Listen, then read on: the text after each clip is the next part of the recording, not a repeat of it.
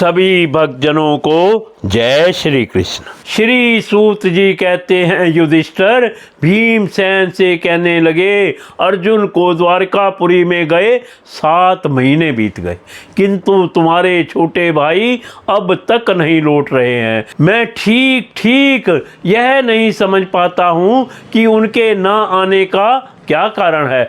कहीं देव ऋषि नारद के द्वारा बतलाया हुआ वह समय तो नहीं आ पहुंचा है जिसमें भगवान श्री कृष्ण अपनी लीला विग्रह का स्मरण करना चाहते हैं। उन्हीं भगवान की कृपा से हम यह संपत्ति, राज्य, स्त्री, प्राण, कुल, संतान, शत्रुओं पर विजय और स्वर्ग आदि लोकों का अधिकार प्राप्त हुआ है। भीमसेन, तुम तो मनुष्यों में व्याघ्र के समान बलवान हो। देखो तो सही, आकाश में उल्का, पातादी पृथ्वी में भूकंप आदि और शरीर में रोग आदि कितने भयंकर अपशगुन हो रहे हैं। इनसे इस बात की सूचना मिलती है कि शीघ्र ही हमारी बुद्धि को मोह में डालने वाला कोई उत्पात होने वाला है।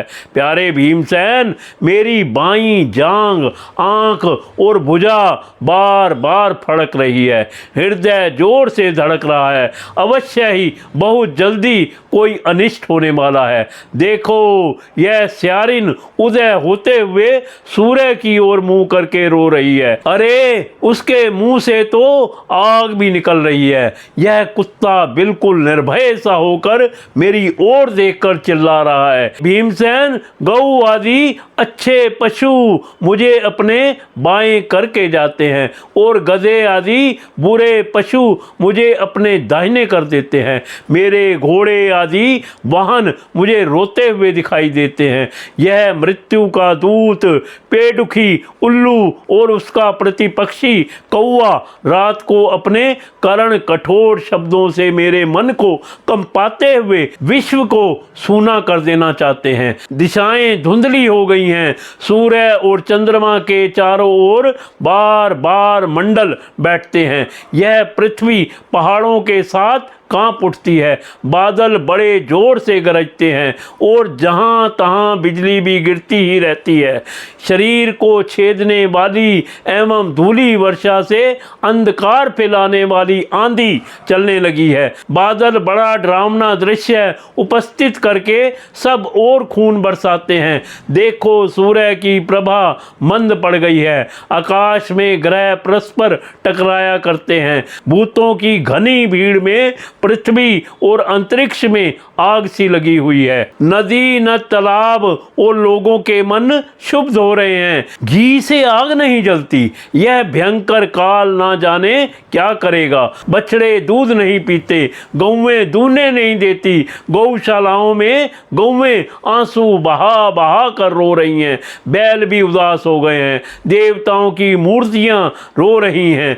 उनमें से पसीना चूने लगता है और वे हिलती डुलती भी हैं। भाई, ये देश, गांव, शहर, बगीचे, खाने और आश्रम श्रीहीन और आनंद रहित हो गए हैं। पता नहीं ये हमारे किस दुख की सूचना दे रहे हैं। इन बड़े बड़े उत्पातों को देखकर मैं तो ऐसा समझता हूँ कि निश्चय ही यह भाग्यहीन भूमि भगवान के उन चरण कमलों से, जिनका सौंदर्य तथा जिनके ध्वजा, वज्र, अंकुश आदि विलक्षण चिन्ह और किसी में भी कहीं भी नहीं है, रहित हो गई है। शौनक जी, राजा युधिष्ठिर इन भयंकर उत्पातों को देखकर मन ही मन चिंतित हो रहे थे कि द्वारका से लौटकर अर्जुन आ गए। युधिष्ठिर ने देखा अर्जुन इतने आतुर हो रहे हैं जितने पहले कभी नहीं देखे गए थे।